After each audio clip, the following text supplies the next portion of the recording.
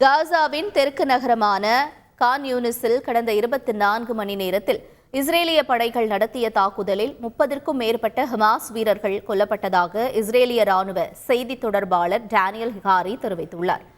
தெற்கு கான் யூனிஸில் உள்ள ஹமாஸ் படைப்பிரிவை நோக்கி இஸ்ரேலிய படைகள் தாக்குதலை தீவிரப்படுத்தியுள்ளதாக அவர் குறிப்பிட்டுள்ளார்.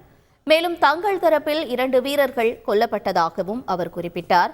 ஆனால் கடந்த 24 மணி நேரத்தில் காசாவில் 163 பேர் கொல்லப்பட்டதாக பாலஸ்தீனிய சுகாதாரத்துறை அதிகாரிகள் தெரிவித்துள்ளனர்.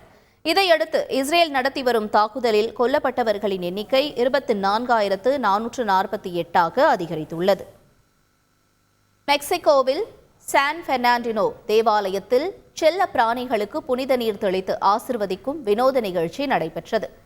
4ஆம் நூற்றாண்டைச் சேர்ந்த புனித அன்டோனியோ போட் தனது பூர்வீக சொத்துக்களை ஏழைகளுக்கு கொடுத்துவிட்டு துறவு வாழ்க்கையை மேற்கொண்டார்.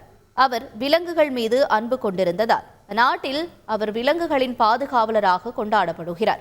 எனவே அவரது நினைவு நாளான ஜனவரி 17ஆம் தேதி தங்களது செல்ல பிராணிகளை தேவாலயத்திற்கு கொண்டு வந்து பொதுமக்கள் பிரார்த்தனையில் ஈடுபட்டனர்.